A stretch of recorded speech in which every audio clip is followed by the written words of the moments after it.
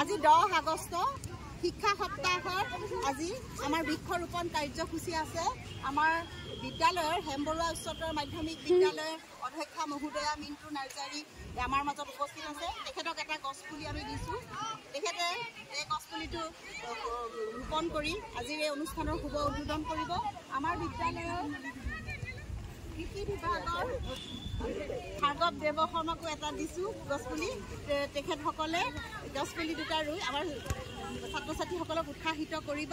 এতিয়া আমি আজিৰ এই অনুষ্ঠানৰ আৰম্ভ কৰিব বিচাৰিছোঁ গছপুলি ৰোপণ কৰি, আৰু প্ৰত্যেকজন আমাৰ ছাত্ৰ ছাত্ৰীয়ে নিজৰ নিজৰ মাতৃৰ নামত গছপুলি ৰোপণ কৰিলে ভাল হয়।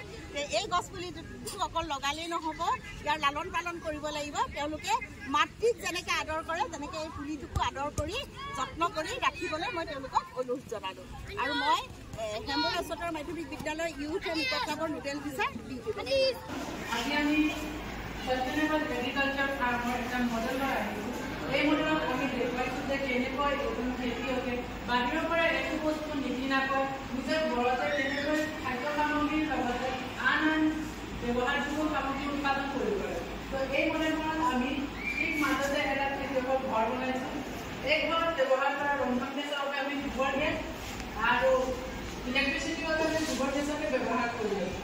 তাৰপিছত এই যিখিনি আগৰ মাটিখিনি আছে তাত আমি শাক পাচলি ৰুইছোঁ।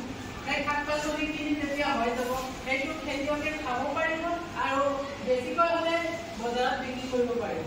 আৰু যিসমূহ শাক পাচলি বৰ্ধিত কৰা যাব সেইখিনি গৰু গাই খুৱাব পাৰিব। তাৰপিছত আমি এটা শূন্য শক্তি তাপ নিয়ন্ত্ৰণ কোঠালি এটা প্ৰস্তুত কৰিছোঁ। এইটো জিৰ' ইলেক্ট্ৰিচিটি, মানে ইলেক্ট্ৰিচিটিৰ কোনো দৰকাৰ নাই। ইয়াত কিছুদিনৰ বাবে আমি খাদ্য সামগ্ৰী বা কিছুমান লাগতীয়াল সামগ্ৰী যিবোৰ ঠাণ্ডাৰ প্ৰয়োজন সেইখিনি ৰাখিব পাৰোঁ। ইয়াত 1% ইলেক্ট্ৰিচিটি খৰচ নহয়। আৰু ইয়াৰ লগতে গোবৰ গেছৰ পৰা ইলেক্ট্ৰিচিটি উৎপাদনৰ কৰি আমি চ'লাৰ পেনেল লগাইছোঁ। সেই চ'লাৰ পেনেলৰ পৰা সূৰ্য লগাই দি ইলেক্ট্ৰিচিটি উৎপাদন হয় আৰু আমাৰ খেতিয়কজনে সেইটো ব্যৱহাৰ কৰিব পাৰিব। আজিকালি কি হয়, সঘনাই বানপানী হৈছে। বানপানীৰ পৰা পুখুৰী চুখুৰী গোটেই ভৰি যায়।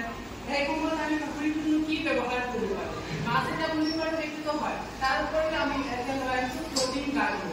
এই ফ্ল'টিং গাৰ্ডেনত কি হ'ব, খেতিয়কজনে পুখুৰীৰ ওপৰতে শাক পাচলিতে কিবা শস্যজাতীয় খেতি কৰিব পাৰিব। আৰু লগতে সেই পুখুৰীৰ ওপৰত কুকুৰা আৰু হাঁহৰ গঁৰাল এটা তৈয়াৰ কৰিব পাৰিব। কুকুৰা আৰু হাঁহৰ যিটো গঁৰাল হ'ব তাৰ পৰা যিখিনি কুকুৰা আৰু হাঁহৰ বৰ্ধিত পদাৰ্থ হ'ব সেইখিনি পুখুৰীত গৈ পৰিব আৰু সেইখিনি মাছৰ খাদ্য হৈ যাব। তাৰপিছত আমি পিছফালে ধানৰ খেতি কৰিছোঁ। সেই ধানেৰে খেতিয়কজনে খাবই যিখিনি খেৰ হ'ব সেইখিনি গৰু সিহঁতক দিব পাৰিব। এনেকৈ আমি বৰষুণৰ যিটো পানী সেইটো ৱেষ্ট নাযাবলৈ আমি কি কৰিব পাৰোঁ, আমি এটা ৰেইন হাৰ্ভেষ্টিং চিষ্টেম ইয়াত বনাইছোঁ। যিটো হয়তো কেতিয়াও বহুত দিন ধৰি বৰষুণ নহয়, তেনেহ'লে খেতি পথাৰত আমি ক'ৰ পৰা পানী কৰিছোঁ। সেইকাৰণে এই পানীখিনি আমি খেতি পথাৰত সময় লাগিলে কৰিব পাৰিম, নহ'লে আমাৰ খেতিয়কজনৰ প্ৰয়োজন হ'লে খেতিয়কজনে ব্যৱহাৰ কৰিব। তাৰপিছত আমি এটা মাছৰুম কোঠালি বনাইছোঁ। সেইটো খেতিয়কজনে মাছৰুম উৎপাদন কৰিব পাৰিব। মাছৰুম এটা বহুত হাইলি প্ৰটিন থকা বস্তু হয়। সেইটো খালে মানে কি হয়, শৰীৰত বহুত মানে শক্তি হয়। তো আমি খেতিয়কজনে সেইটো প্ৰস্তুত কৰি পেলাই নিজে খাব পাৰে বা বিক্ৰী কৰি টকা উপাৰ্জন কৰিব পাৰে।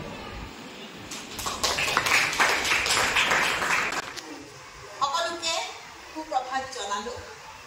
সুন্দৰে যে ফুলাৰ মন্ত্ৰ অগ্ৰাৱতী মাতে যিমান ফুল প্ৰভাতে প্ৰভাতে।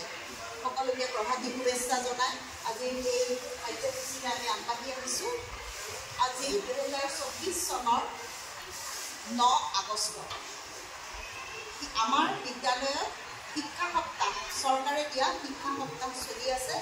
শিক্ষা সপ্তাহত 9 আগষ্টৰ যিটো বিষয় হৈছে সেই বিষয়টো হৈছে দক্ষতা বিকাশ। এই দক্ষতা বিকাশ কাৰ্যসূচীত অংশগ্ৰহণ কৰিবলৈ হেমবৰুৱা উচ্চতৰ মাধ্যমিক বিদ্যালয়ৰ দ্বাদশ শ্ৰেণীৰ এজন ছাত্ৰ আৰু এগৰাকী ছাত্ৰীক আমি এই কাৰ্যসূচীলৈ আমন্ত্ৰণ কৰি আনিছোঁ। ইয়াত যিখিনি একাদশ শ্ৰেণীৰ ছাত্ৰ ছাত্ৰী বহি আছে তেওঁলোকক এই দ্বাদশ শ্ৰেণীৰ ছাত্ৰ ছাত্ৰী দুগৰাকীয়ে নিজৰ যি প্ৰকল্পৰে সকলো কথা বুজাই দিব। या दक्षता विकास তোমালোকেও বাকিখিনি ছাত্ৰ ছাত্ৰীও দক্ষতা বিকাশ কেনেকৈ কৰিব লাগে এই কাৰ্যসূচীৰ দ্বাৰা জানিব পাৰিবা। এয়া দ্বাদশ শ্ৰেণীৰ ছাত্ৰ অভিজিত পুষ্পমা আৰু ইয়াৰ দ্বাদশ শ্ৰেণীৰ ছাত্ৰী তাৰানা ভাৰতী।